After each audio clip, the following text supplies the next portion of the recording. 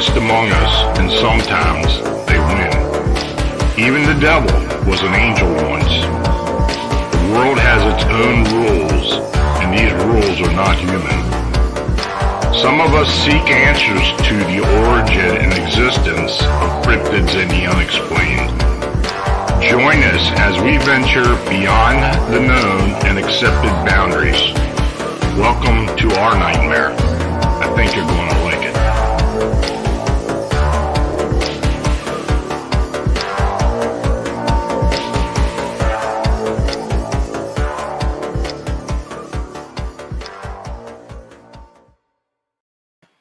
Hey folks, good evening and welcome to another episode of Phantoms and Monsters Radio, where we explore the strange and the unexplained. I'm your host, Lon Strickler. Thanks for joining me. So if you enjoy our content, please subscribe, like, and share our presentations. Please feel free to place a comment as well. Super Chat will be active during the show. So please show your support for Phantoms and Monsters Radio by clicking the dollar icon under the chat. You can also support the channel by clicking the super thanks icon or the buy me a coffee link, our banner. Your consideration is very much needed and appreciated. I want to thank everybody for all their well wishes and their contact and stuff while I was out for surgery, and I really appreciate it. I'm doing well. Some ups and downs, but I'm on track. So I really appreciate all of that. So tonight, Tobias Wayland is a passionate 14 who has been actively investigating the unusual for over a decade.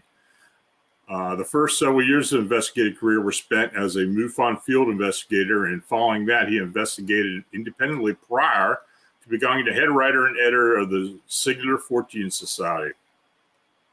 Tobias is a frequent guest on various podcasts and radio shows, and has contributed to several books on the paranormal, is often invited to speak at paranormal conferences and events.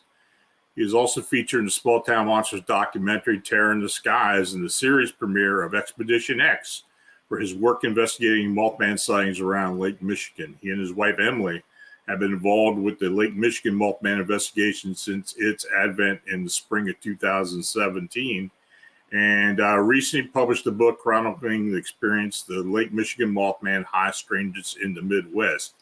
His years as an investigator have served him best by illustrating that when it comes to the anomalous, the preternatural, and the paranormal, any answers he's found are still hopelessly outnumbered by the questions. You can find Singular Fortean Society at singularfortean.com.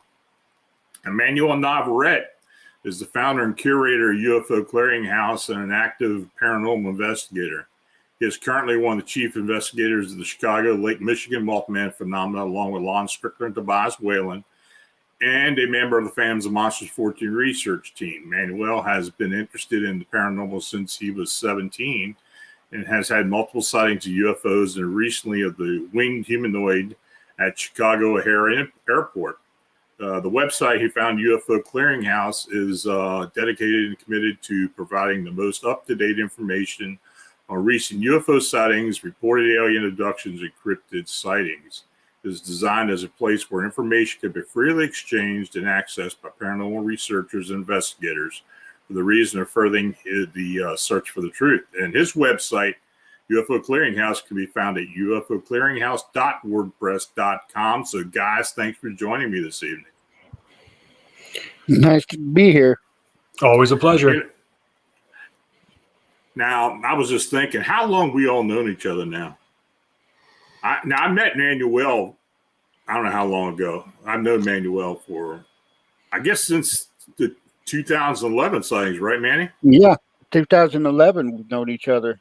Yeah. And then Tobias, we found you when this all started again back in 2017, I guess, wasn't it? Yeah, no, I didn't know you guys at all. I didn't know you from Adam until these sighting reports started coming in. And that's when I reached out to you both separately to be, because I was like, well, hell, all of these sightings are coming into these websites. And I should probably, if I want to do my due diligence, trying to cover this at the time, trying to cover it journalistically, I better reach out to these guys. And so I interviewed you both separately, and that would have been summer of 2017. I think Yeah, I something like don't that. remember what order it was in, but I interviewed one of you in June and then the other one in July of that year, and then yeah, the rest is history. Well, it's been a long time. I mean, we've been doing this now together for almost 5 years, I guess, if not more. And, it just keeps on going. I mean, it's the gift that keeps on giving. And, it hasn't been as much lately, but we still occasionally get some sightings. I know Manuel was telling me before the show, he's got a few that he's working on right now. He's got to do some interviews and some actual translations. Can you give us a little bit about that, Manuel? Well, the first two come from the little village area, which, if anybody's followed, it's been a hotbed before Mm-hmm. of activity. Um, and a lot of it has to do, my theory's always been that those have been summoned beings Right. because that area has quite a large, it is a massive Hispanic population. Little village, or La Villita, as it's known to everybody, is one of the largest concentrations of Hispanics or Mexican Americans in the city. It's a rich cultural area, um, and a lot of people have, you know, with Hispanics. There's a very embedded history with the paranormal, with witchcraft. You have Santeria, Brujeria, Curandera. Now you have things like the Santa Muerte, things popping up. So a lot of people, are taught as children, like we were growing up, certain aspects of witchcraft. So something tells me that these things are, being summoned. But one person, was saying that they saw it fly over the trees, and they said it was just the perfect, you know, outline of a person with wings. And when I asked them, could it have been something like a Canadian goose, which we still have, or like a great heron, or you know, um, I forgot the other kind of heron we have around here. Um, and he said, no, this is distinctly had human legs, had, human body. It just looked like it had wings. He says whatever it was going really fast. I mean, he says it was over and gone and down the block, within seconds. The other one was saying that it was in a field, and when he went out to the field the next day, after daybreak, he found little satchels that are usually commonly used for their ofrendas, or like offerings, which it can mean a couple of different things. Well, ofrenda is usually meant like an altar of sorts, but those would be associated with like brujeria, santeria. So that kind of leads me to think that maybe this thing was summoned and, Mm. was there for a purpose. The third one, which is just came in actually yesterday. I have kind of having some trouble, but considering where it's coming from, it's kind of normal. It comes from Ukraine. Mm. Um, so actually Kiev, Ukraine. So trying to get hold. I've already sent out emails. I've not heard anything back. So until I have some kind of verification, with this, they basically said they saw dark black, winged humanoid with red eyes, and that it was standing on top of a building.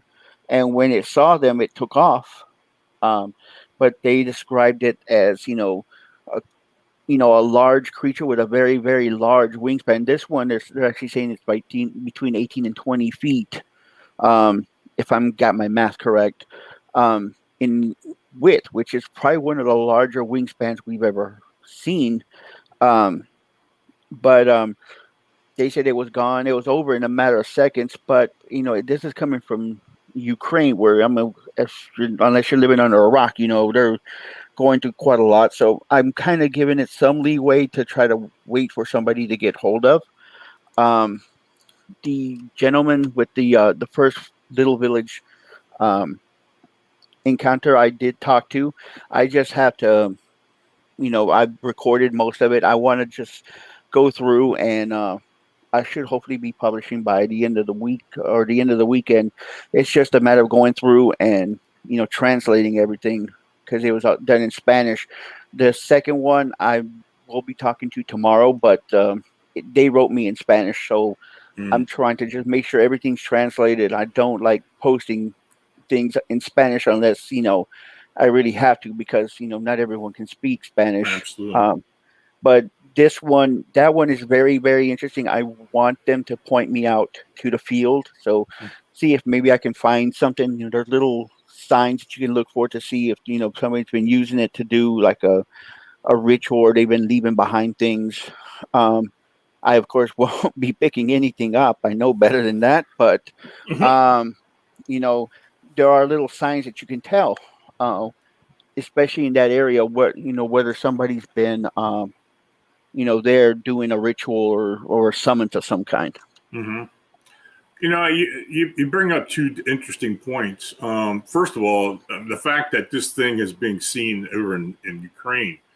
Of course, we're always looking for winged humanoid sightings around the world. I mean, I believe that there's definitely a tie in there if we can get it. But you're talking about these things being seen in war zones. That I don't think we've ever gotten into that, but that would be interesting. We start getting sightings out Eastern Europe because of the war. And also, you mentioned about the possibility of summoning, and we have talked about that before. You and some others have had on the team have had connections with these things, and I wonder if we've got other people, especially in the little village area, that are actually getting contacted as well. That's a really good possibility that maybe they are, but as we've known with the unseen ones, they don't like being summoned at all. No. In fact, that's one of the only ways you can make them really upset is by dragging them into this plane. But kind of if you've ever read about demonology and stuff like that, nothing likes being summoned. Demons don't like being summoned. Fae don't like being summoned. That's a great way to get yourself unalived. If you don't know what you're doing, is by summoning something that doesn't want to be here in the first place. Yeah. And so I want to kind of think that, this is something that needs to be researched a little further, and hopefully be maybe that can draw some conclusions or bring us into some kind of context of what's going on.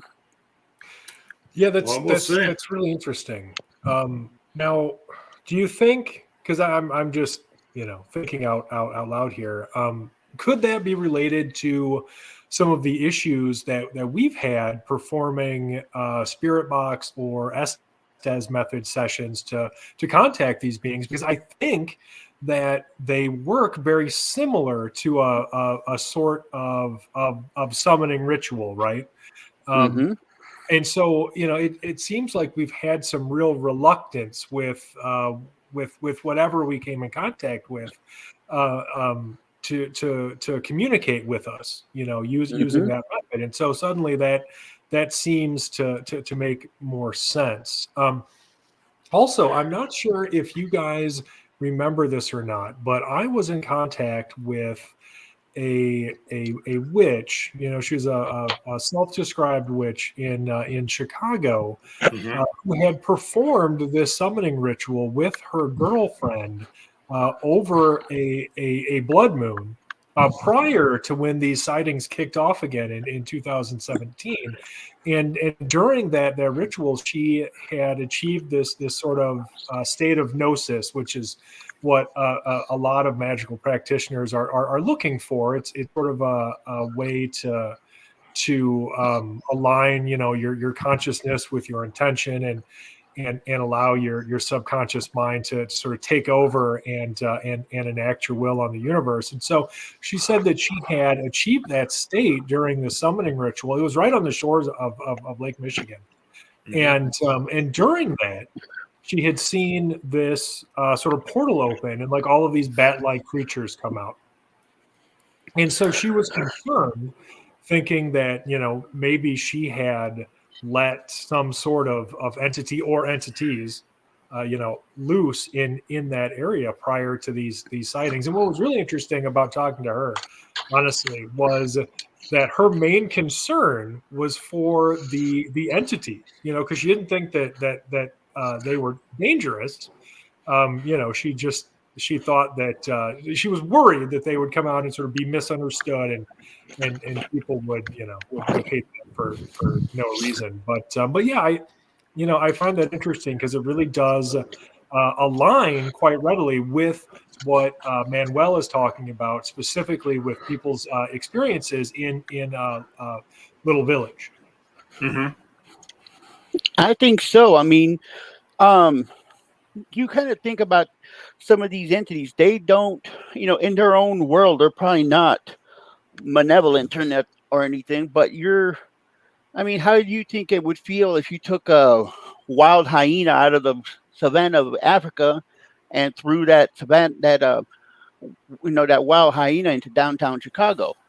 I mean, or maybe not hyena because they are predators. But let's say you take any animal that's out of the savannah, that's maybe not inherently dangerous when it's in its own environment, but now you threw it into an entirely different environment. It's surrounded by a city, and not just any city. It's the third largest city in the nation, and also, pretty much one of the most violent cities in the nation. Um, Now it'd probably be sensory overload. The first thing it'd want to do is defend itself. Um, it doesn't know whether it's in danger or what's going on. Its first instinct, the fight or flight instinct itself, it kind of kicks in. I would think that that's what would be happening with this. You're taking an entity that is all of a sudden thrown into this environment, and you're taking them, putting them into a city such as Chicago, where you have violent crime. You have lights, sirens, especially if you live inside the city itself. There's never really a moment of peace. Peace and quiet like in the city. Um, it's probably sensory overload, and I would think that they would lash out. Um, as far as like with summoned creatures, I mean, you're dragging them out of a dimension where they're sitting, and you're trying to make them to do something that they don't want to inherently do.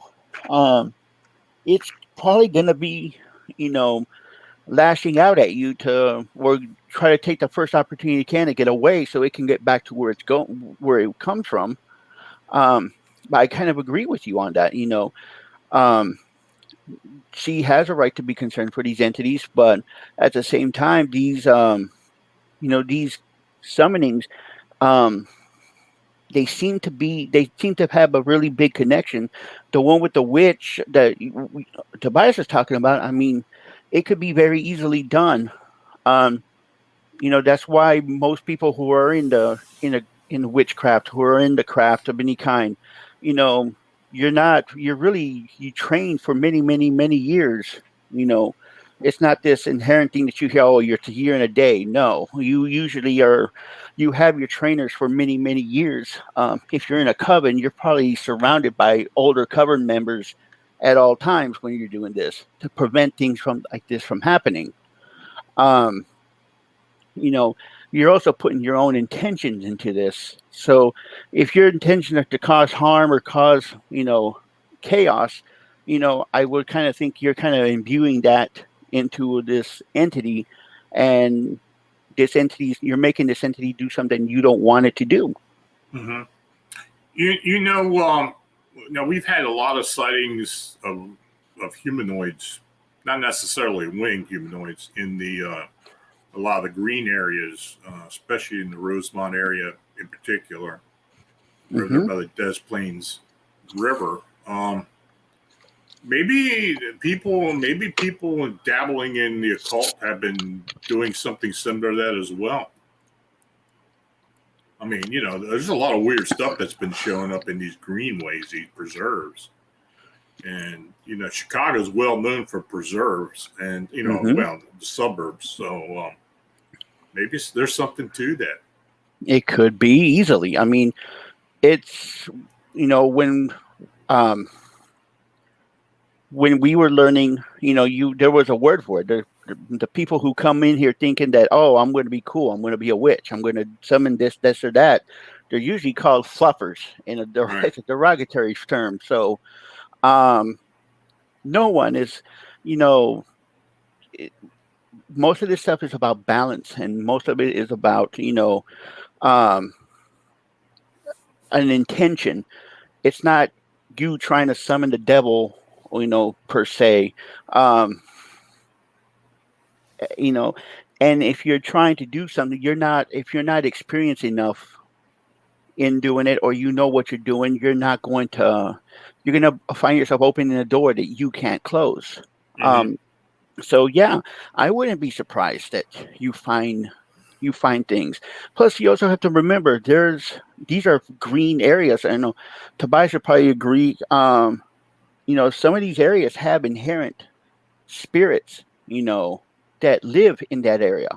You have, force, spirits, you have fade, you have things that live in that area that are going to probably, do something to get you out of that area because of the inherent harm you're going to end up causing by, meddling in things that you're not supposed to be meddling with.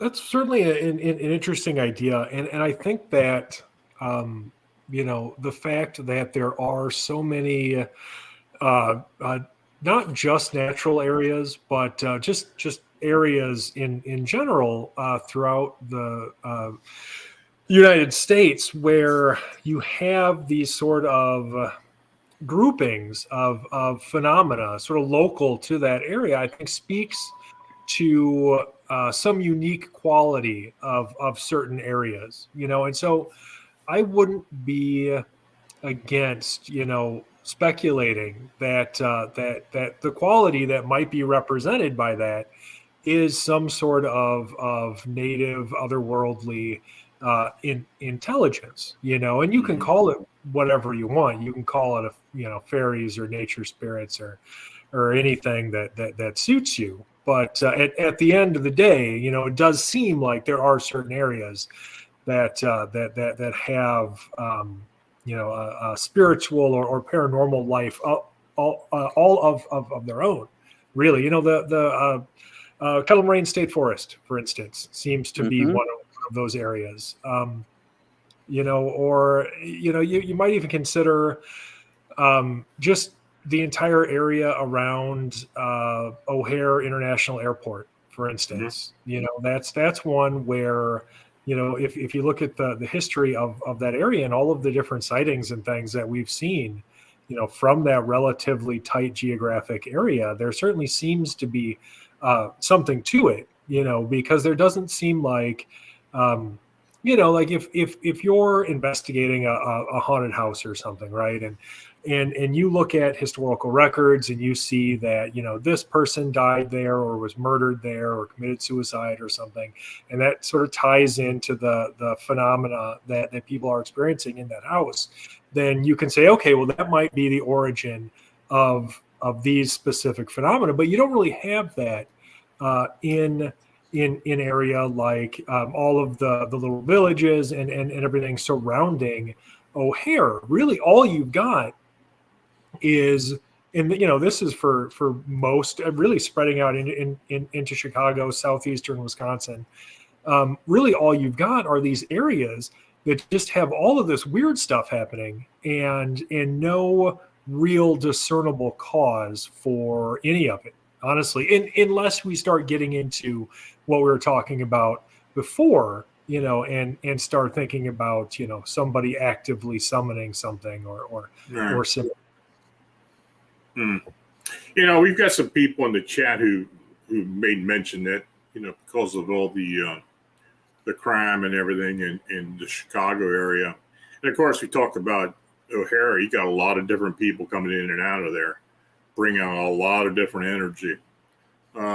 Maybe there is an evil intent or some type of evil or malevolency these things may be attracted to. I mean, I don't think we really ever established that. We've had a slew of theories as to why all this has been going on in the Chicago area. I mean, this is probably the only urban area that's had a concentration of sightings like this of any phenomena that I can remember or ever figure out or ever know of. Maybe there is something to that, but what do you guys think? Well, I mean, there's a theory I've always had since I've been in ufology. I always wanted to bounce it off you guys, especially you, Tobias, but you always hear these stories about how, like, typically, let's say, like the Greys, they seem to feed off emotions. Mm-hmm. They're more attracted to somebody who's, going to emotion, kind of like when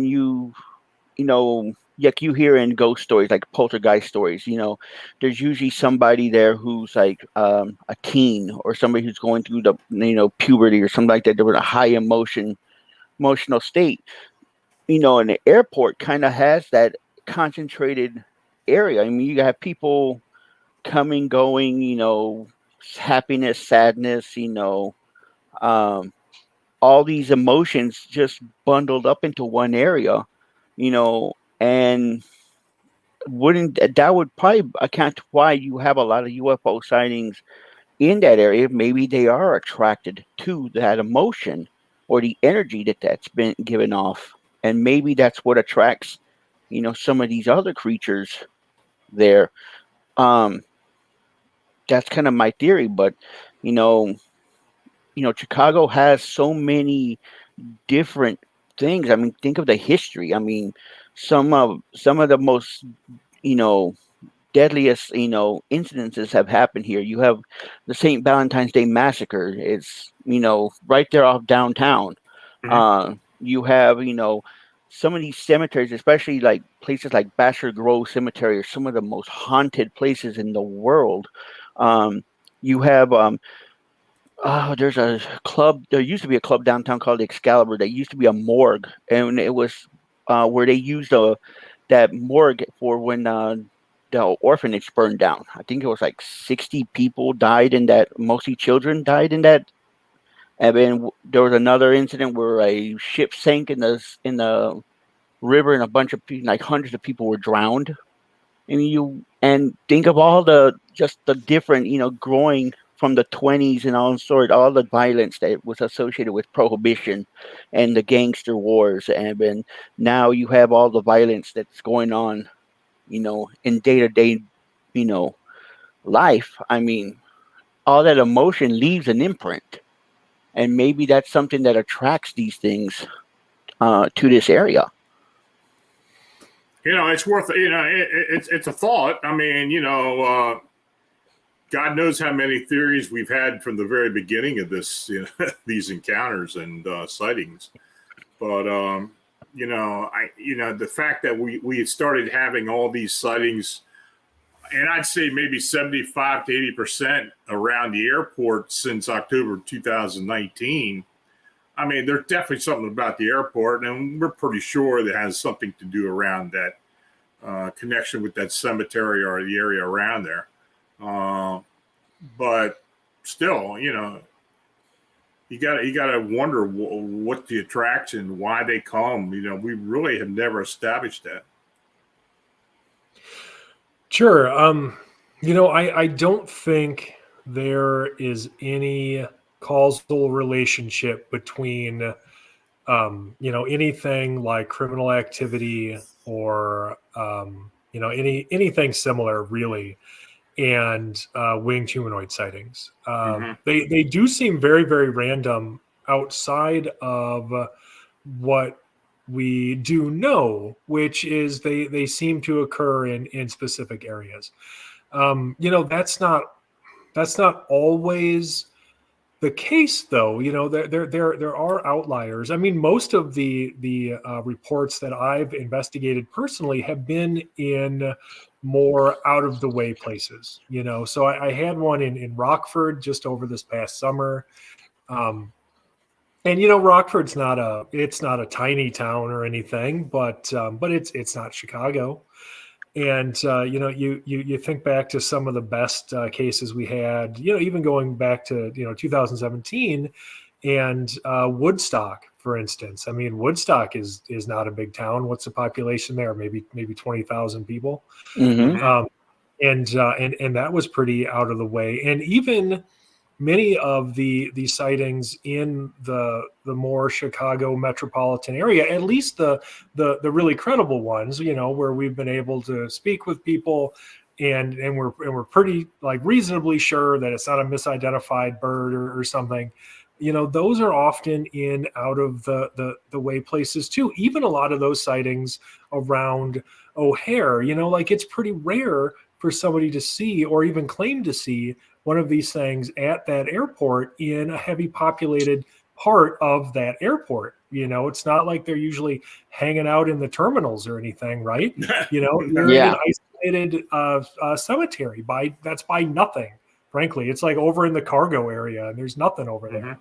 And those cargo areas, like if there doesn't happen to be a trucker outside waiting or somebody walking to or from work, like there's nobody out there. Why would they be? They're all inside doing their job.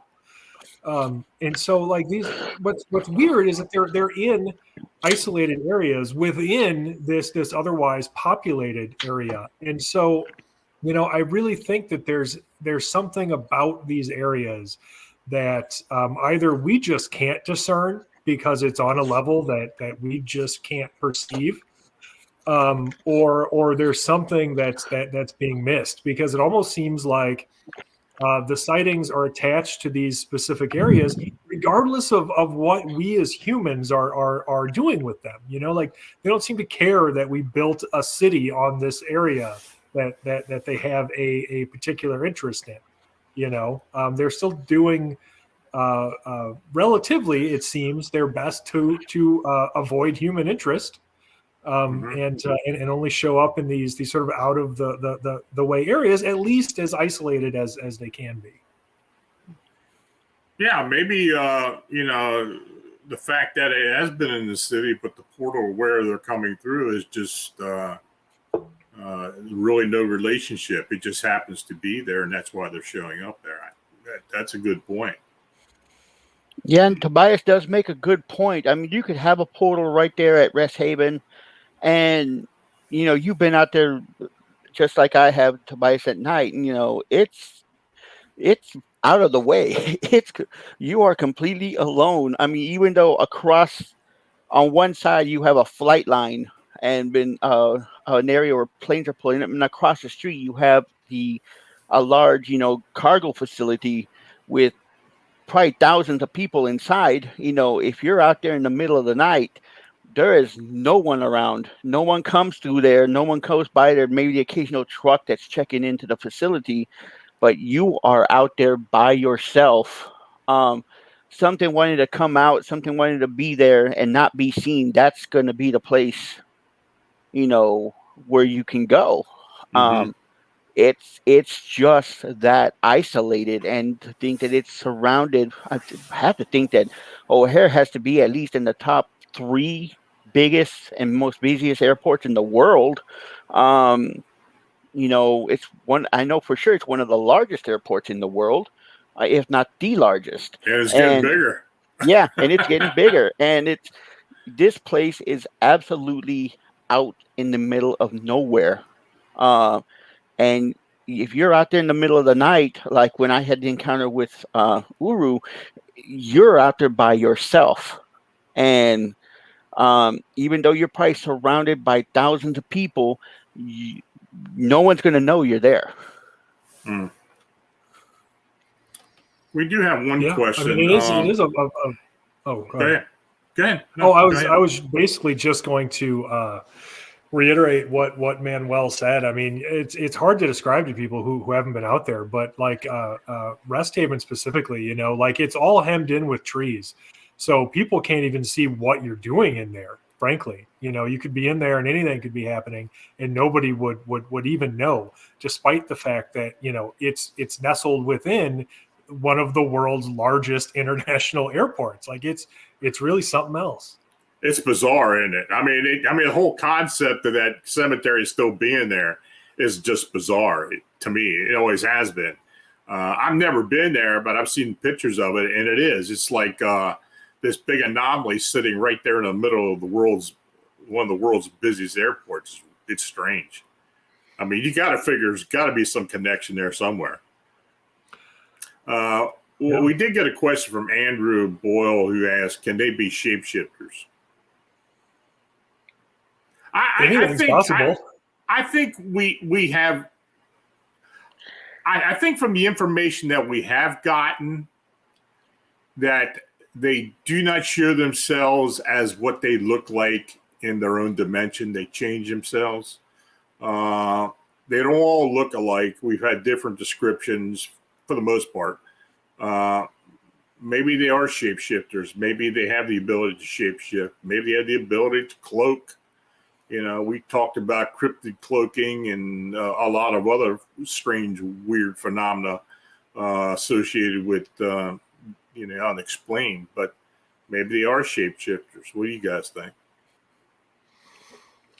Well, I think that there's a possibility. I'm trying to think of any specific report that I've received that mentioned something like shape-shifting, as an attribute of a winged humanoid, and I'm drawing a blank. And so, based specifically on what people are reporting, I would say that it's unlikely. However, when you're dealing with something that is completely unknown, you have to allow for any possibility. And so I can't say that it's not the case. All I can say is based on what we've seen so far, we haven't seen any good evidence for that specifically. No, we haven't. It's just a lot of different things that I guess we could speculate. And then somebody earlier had mentioned something about UFO activity. And of course, we've had, there's a well-known UFO case out at O'Hara back in, 2006? But yes, we have had sightings associated with UFO activity.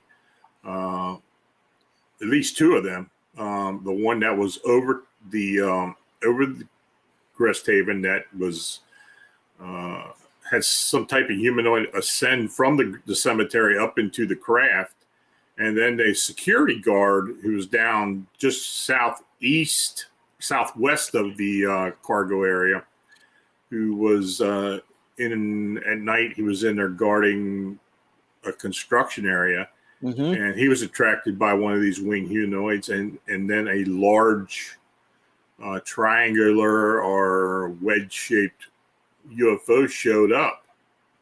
So I don't think, from what we have gathered, I don't think they are associated with the UFOs. I think the UFOs just show up because of them. There's something there, but I don't think these winged beings have any particular connection with these UFOs. I mean, you guys may think different on that, but that's just what I've been told. Well, let me go over it now. This is a report that I received from a woman in Rockford, Illinois, and so this was at Fork Kent Creek. So there's this creek, and and it's kind of ringed with it's surrounded by trees, and it's got a little walking path and everything. And it's so, as far as Rockford is concerned, like it's a relatively isolated area, sort of in the middle of all of this, like industry and apartment buildings and everything else. So I'm not going to say, you're not in the middle of nowhere, but it is kind of set aside somewhat from the surrounding area, insofar as it has this wall of trees. It's kind of blocking it off from everything. And so anyway, so I spoke to this woman who said, let's see, this was June 20th of this past summer, that she was outside with her mother, and they saw this massive black winged humanoid followed almost immediately by this weird glowing UFO. And we've already received multiple winged humanoid sightings out of Rockford. Honestly, some of the most credible sightings that I have personally investigated have come out of this area.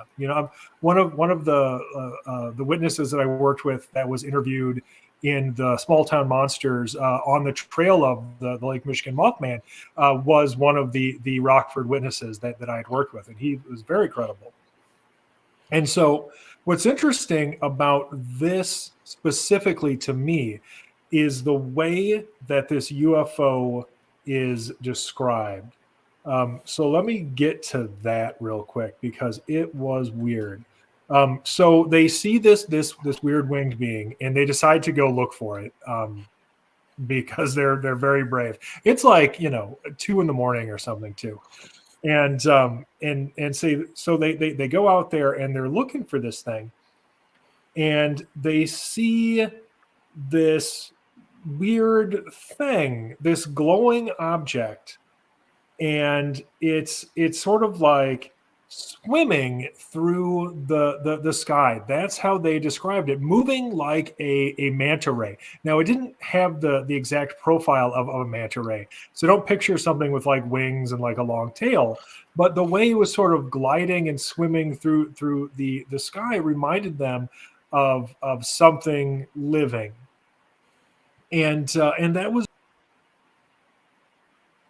Oops. I think we lost Tobias. Oh, there he is.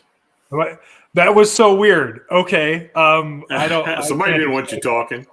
Yeah, I mean, it has to happen at least once a show that I'm talking about Mothman, right? Yeah. Some weird kind absolutely. of... But I hopefully you guys didn't lose a lot, but... no, it was quick.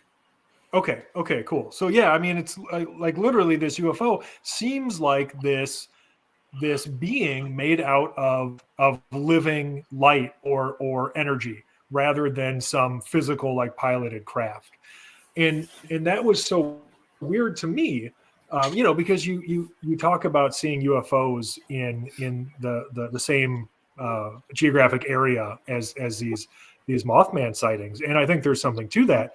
But then you have to start asking yourself, what the hell is a UFO? Like what does that even mean?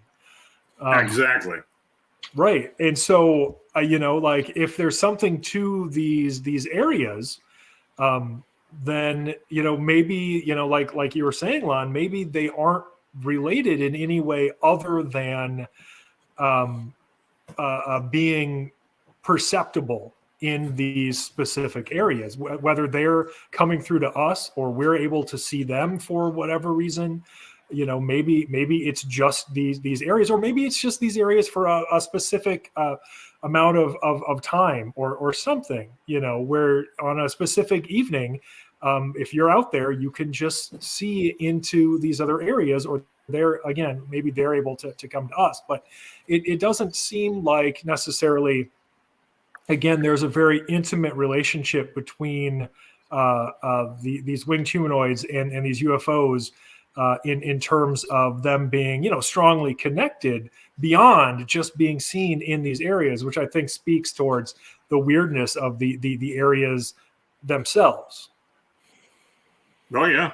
Yeah, I agree. 100%. I mean, it's, it is interesting. We have had a lot of sightings, a lot of different sightings in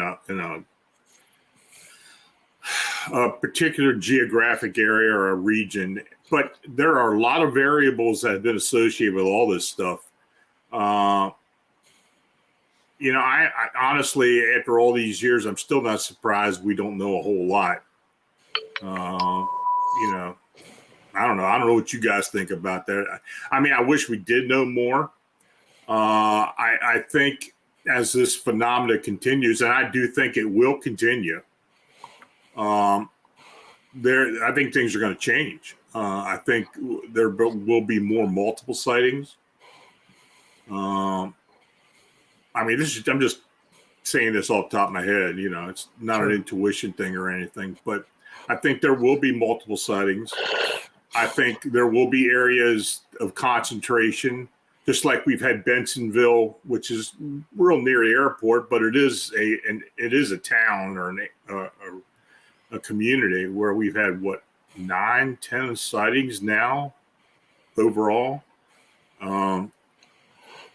We've had that in other communities within the Chicago area, in other towns like Rockford, and you talk about Rockford, it's crazy. We have had some of the weirdest sightings in the Rockford area.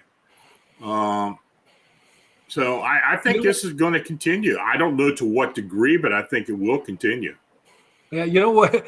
This just now occurred to me that one of the other sightings that I investigated out of Rockford, this was the guy who actually agreed to go on the Small Town Monsters doc and everything.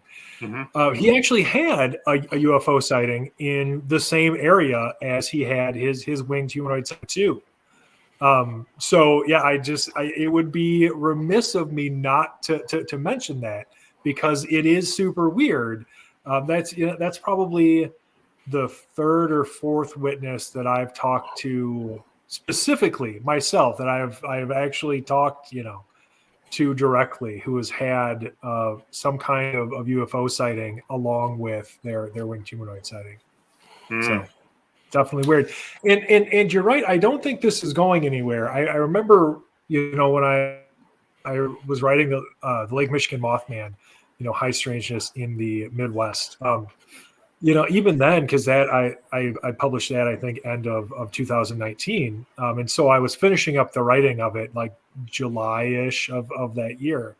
And even then things had slowed down, but they hadn't stopped. We hadn't even started getting anything around O'Hare at that point. But I always had this sense that, there's no ending to this story. That's not how these things work. There's no convenient 3-act novel here. Sorry, it's just not going to happen. There's no beginning, middle, and end. This just is, and it seems like it just is forever. Well, I'm planning a third book. I mean, and it's going to be mostly concentrated about the O'Hare sightings. So, and I of course, all the other ones involved, during that time period will be in there. But, I'm kind of on the fence about actually writing it and putting it out there, because I know more coming.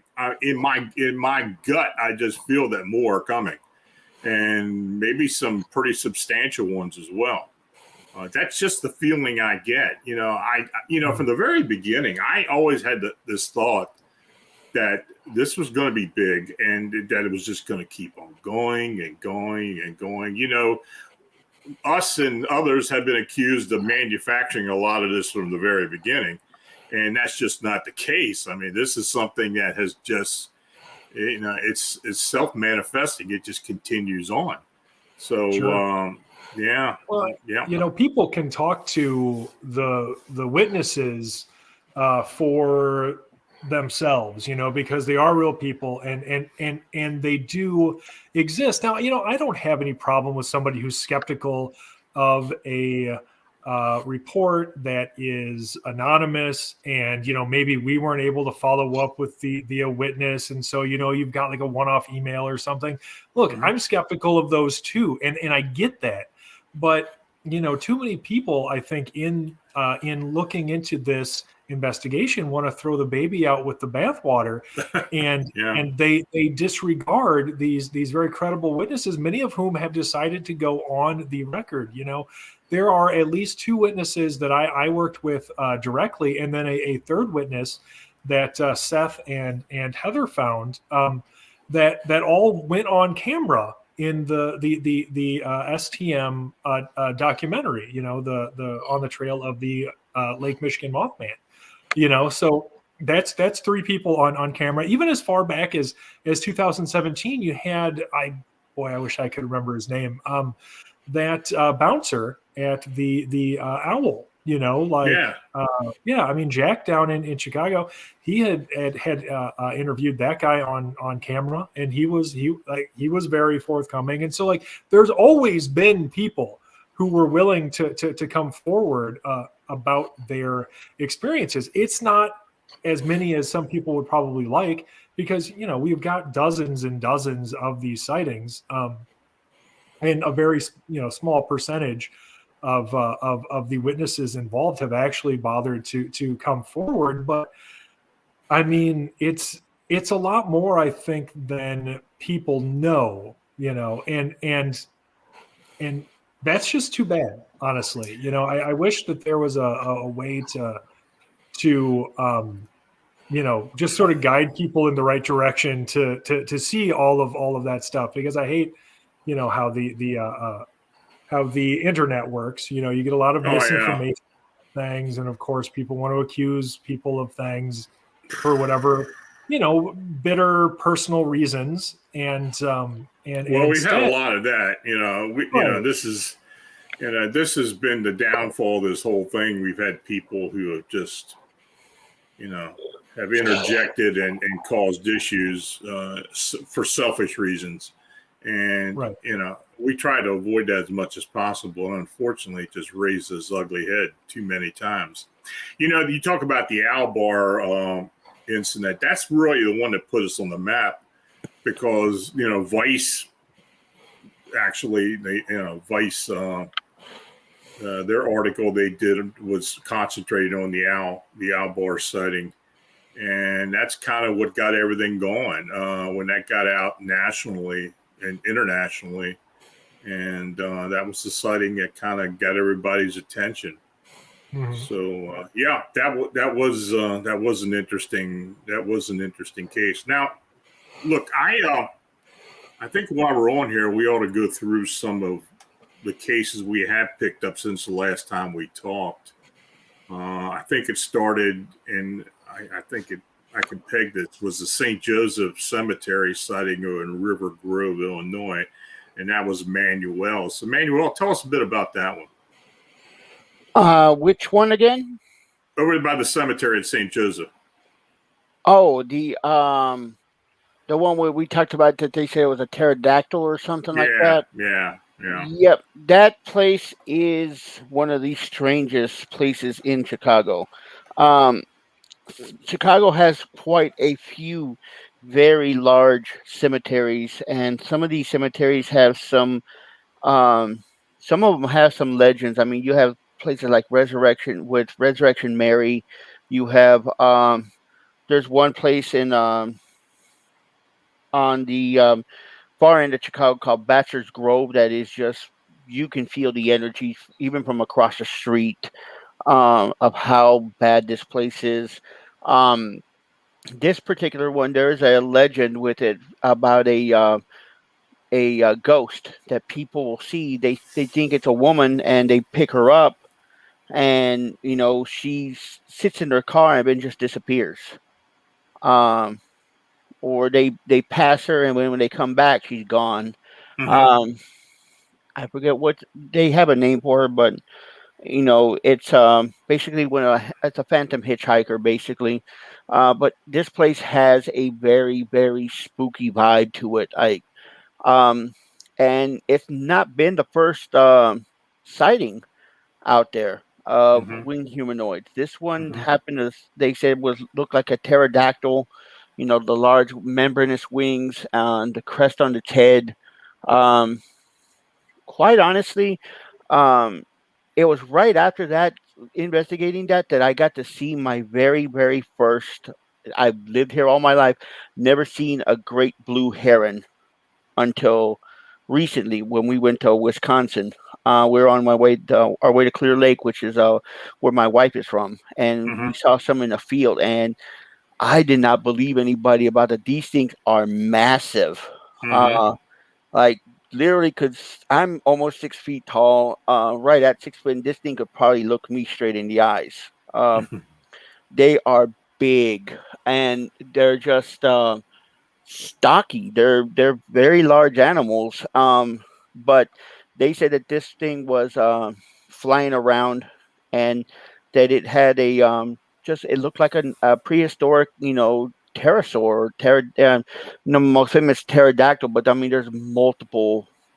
They were from the size of small little chickens to the size of of a small plane. There's one called Quetzalcoatlus that is, if you go to the Field Museum, they have a full-size specimen. This thing's the size of a giraffe, and capable of flight.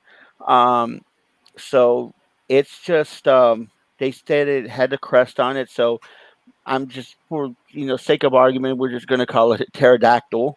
But it's, they said it was over that cemetery, and they said they got a real spooky feeling from that place. And I want to agree, this place is very spooky. And again, one of the cemeteries associated in Chicago with all sorts of different paranormal activity. I believe they were there to visit somebody at the cemetery. And when they had the sighting, and it scared them. We have talked about, and I'm sorry for interrupting, but we have talked about and heard about all the cryptid activity around cemeteries, and of course, we've been having this at Rest Haven as well. Do you think there's a actual draw to cemeteries with these beings? I want to say that yes, maybe, because obviously cemeteries are, obviously, they're full of dead people. There's spirit energy there. Whether it's good or bad, Lon, you live not too far from a battleground. It's also a cemetery, and I can only imagine the spirit level out of that place is. I got a cemetery right beside me, so I live right beside a big Catholic cemetery. So even though I don't get much from that, but yeah, Gettysburg.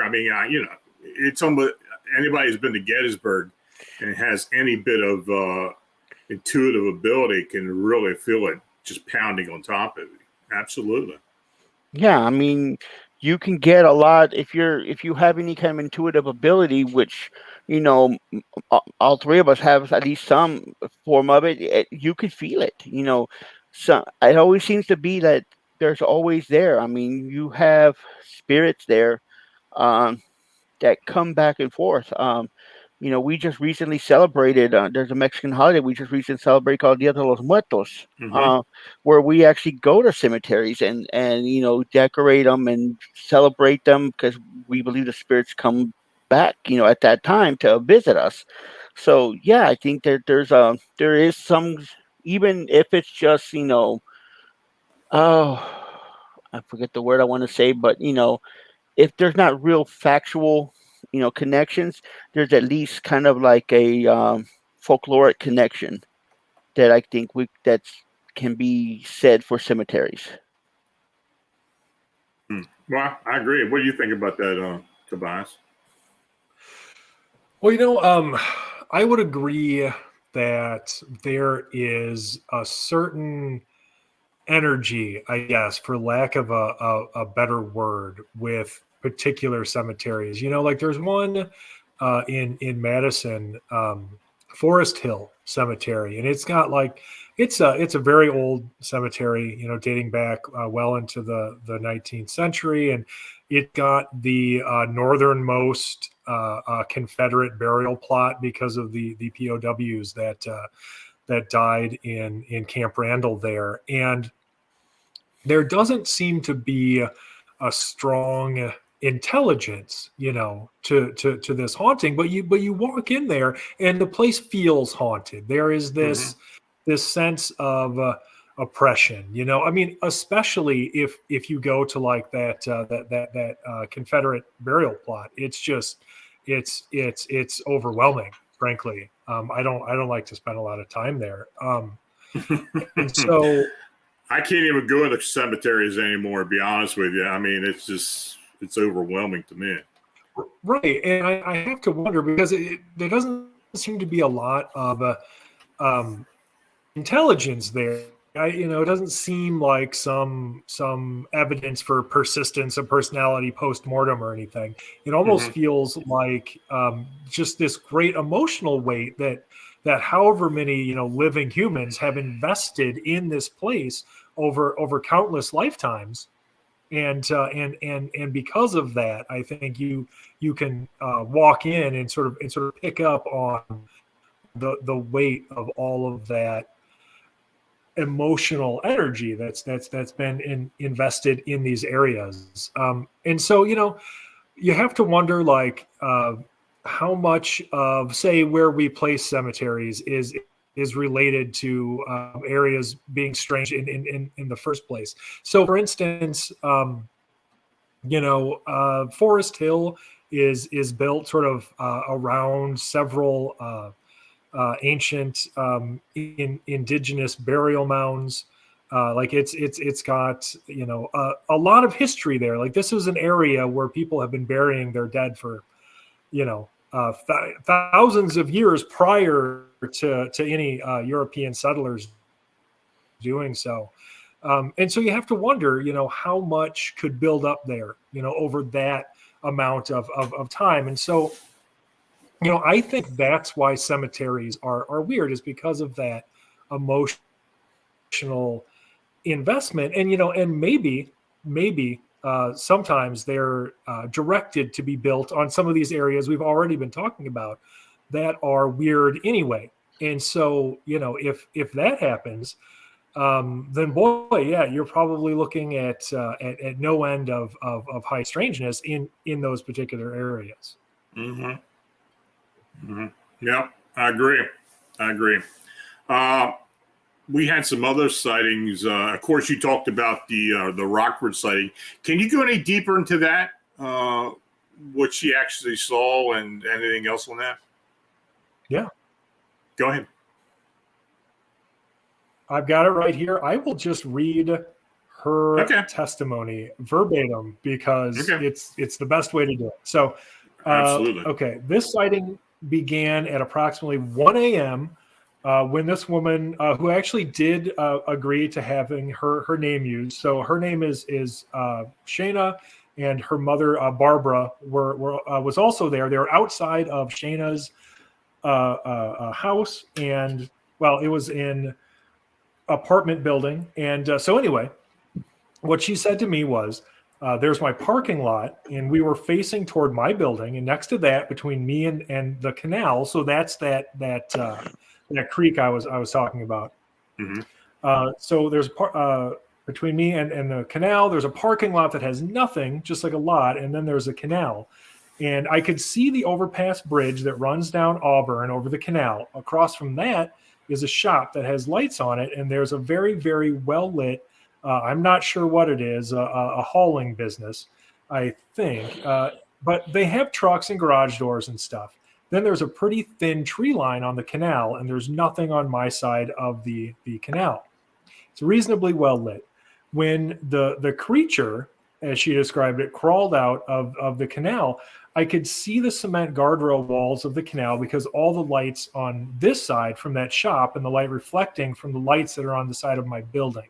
The trees were dark. I heard a screech that made me turn my head toward that direction. Then it looked like it crawled from out of the canal because I saw this black silhouette following up and onto the embankment. That's when you could see the black silhouette against the light on the other side. You could clearly see this black blob moving across. And when my mom looked over, because she saw something in the corner of her eye, and obviously I was already looking over there, she saw the black blob, and then it took flight within the tree line. We could clearly see the shape of the wings and the size of this thing going through the tree line.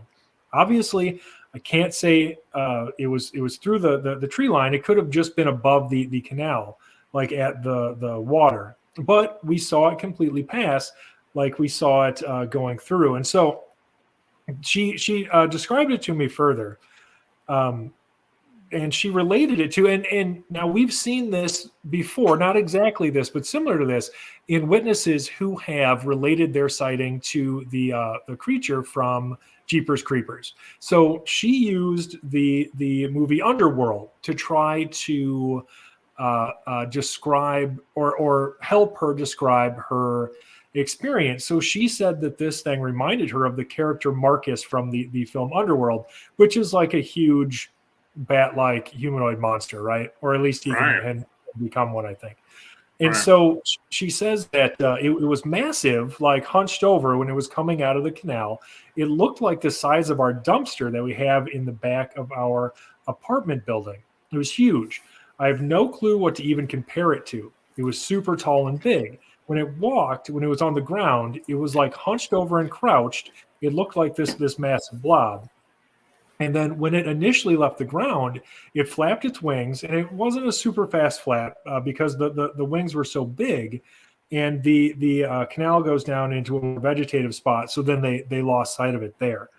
And so, you've got something similar to the other Rockford sightings, say the deer bat, and I don't remember what the other gentleman called it. Remember, there were two witnesses who on separate occasions outside of Rockford were cruising around because there wasn't a whole heck of a lot for them to do otherwise. So they're out cruising, and they saw this huge winged humanoid, completely black creature. And so that's very, very similar to what she had seen here. And what's interesting is that she was describing seeing this thing in relatively well-lit conditions. And yet, at the same time, it's just this like featureless black blob that, springs up into this winged humanoid creature, right? Which is what's one of the more interesting things about these Rockford sightings and some of the other sightings, because they're not the only witnesses to describe these things this way. The Rockford, the other Rockford witnesses who were out cruising, now they had this thing in their headlights, and it was still completely black. Even being in their car's headlights. So whatever it is, it seems to be, darker than you can really imagine. Really, honestly, like darker than seems to be entirely natural. Mm-hmm. But just after that winged humanoid sighting, Shayna and her mother saw something else, completely inexplicable. So as she, said to me, we walked to this broken down fence that separates my area from this lot that's on the other side, between us and the canal. We were out there walking, and I asked my roommate to come downstairs and bring a flashlight so we can shine it in the tree line and see if we can see anything. She came down in 15 minutes, didn't see anything, and we drove down to the park, but the trees are so dense down there that even if there was something in there, we wouldn't have seen it. When we drove back, she went to the gas station for about 10 minutes, but my mom and I were still outside, and this light, it almost looked like it was glowing. It looked like if you were to see a sort of stingray, like a glowing stingray in the air, it materialized above the air, like maybe 50 to 60 feet in the air above the empty lot. And then it had wings, but they were very fluid moving, like very slow moving and very thin, like if you look on the side of a stingray. We could see that thing almost glowing against the dark sky, and there was nothing that it could have reflected off of. It was a clear sky where that could have caused that, like a spotlight. It was an actual physical thing there in the air. It didn't look white. It looked like light. That is to say, like she was trying to explain to me that it didn't look like a white like reflection or anything. It didn't look like an object that just itself was white. It looked like it was literally made of light. So she says it didn't look white. It looked like light, almost like a translucent whitish light.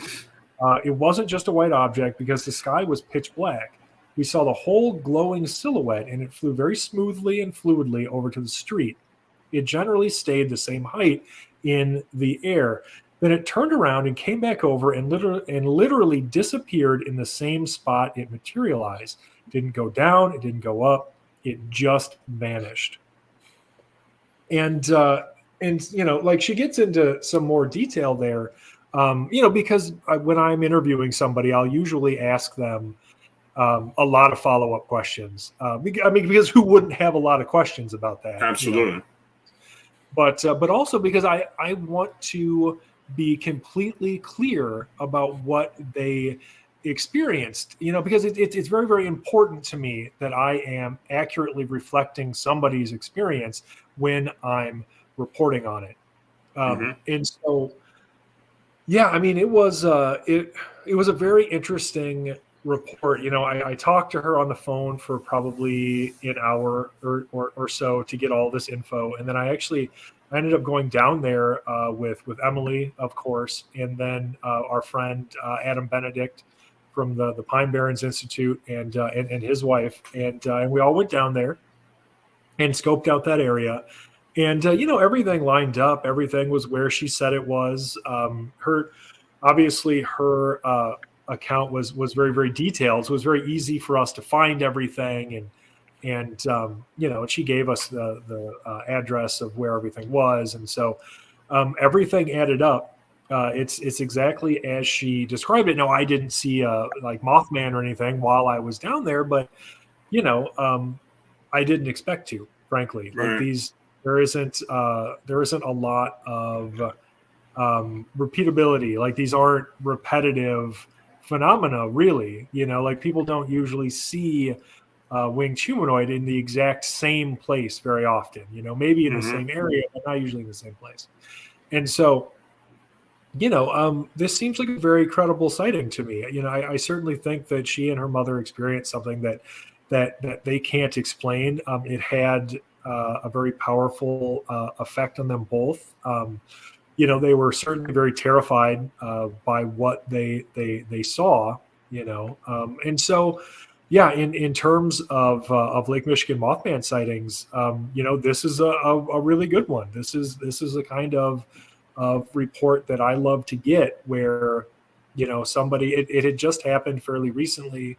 When she got a hold of me, I think she actually emailed me immediately afterwards. So it was right after she had this experience. She hops online, which is nice because that doesn't always happen, right? Yeah, I like when we get those reports within the hour. People get go Googling and find us. Absolutely. Yeah, so I mean, it's all fresh on her mind when she's like writing it out in this email the first time. And then I talked to her very soon after that, and then we went down there. But yeah, everything adds up to a credible sighting here, and it's got so many parallels with so many other credible sightings that we've received that it's difficult not to take it seriously. I don't know what she saw, but it's weird. This all black creature, exactly the same as two other guys in Rockford have described separately, over the past several years. UFO, like weird UFO in the same area, just like another, fourth Rockford witness had described. Now, Jonathan Lane, that was the other Rockford witness who had seen a UFO in the same area as he had his Mothman sighting. Now, his UFO was a more traditional sort of craft. So it wasn't exactly the same as like this living light creature, but it's still weird that he had a UFO sighting, in the same area as really directly above almost his where he had his Mothman sighting. And so there's just so many parallels between these sightings, and these people don't know each other. Most of them have basically testified that they didn't really have any knowledge of this case. I'm sure we've all talked to tons of witnesses where basically what happened is they have an experience like this woman, and they don't know what the hell it is. They don't know where the hell they should go to report it. They don't know anything about it. And so they hop online and they managed to find one of us through Googling, basically, because who else are you going to find, honestly? And that's how that's how they get it to us. But she certainly didn't seem to have any prior knowledge. She certainly, she said she didn't, and I don't have any reason to disbelieve her, I guess is what I should say. But yeah, it seems awfully strange to me that you would have these four different witnesses reporting these sightings with all of these weird parallels just within Rockford, without knowing each other and really without being aware of anybody having seen anything similar in their relatively mid-sized, I guess, city, smallish city. Yep, I agree. I agree. It's so interesting how so many reports are so far from each other in time and in space, and they're so similar. It's uncanny, and for the most part, the witnesses have been very forthcoming. That's something we don't always get with cryptid investigations. People not embellishing on what they've seen; they stick to what they originally tell you. This whole ordeal. I don't want to call it ordeal, but all this has been very interesting from the very beginning. Yeah, I mean that's absolutely right. There have been so many people that seem so very, very credible. I'm reminded of going down to Woodstock, and talking to the main sighting witness down there, and this was an incredible story. And you are aware of that witness. You've spoken to him and communicated with his wife, and so we both know significant details about their life, and it would be devastating for them to have a story like that come out attached to them. So they had nothing to gain, everything to lose by contacting us. And yet they were so gracious, and invited Emily and I down there and took us around the sighting area and showed us where everything happened. And the only reason, and it was evident after speaking to them, the only reason that they did so is because something really happened to this guy. He had an experience that was very impactful that he can't explain, and he's got to talk to somebody about it, and there's nobody else to talk to really. And so he and his wife, they're just looking for answers. They're looking for something after running headlong into the impossible, and that's so many of these witnesses, like they're not looking. This is something that's been very interesting to me about all of this, is that we've had politicians, we've had local celebrities, we've had sports personalities, professional sports people that have been involved with these sightings. And the fact that they even came forward is amazing to me. But that has been something that has been very, I don't know. Are they destined to see these things because of their notoriety? I don't know, but it is interesting. Hey, guys, look, we're going to go ahead and get off of here tonight. I do appreciate you coming on.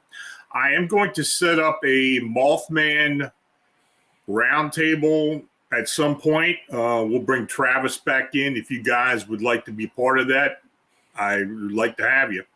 Yeah, I'm always happy to be here. Okay.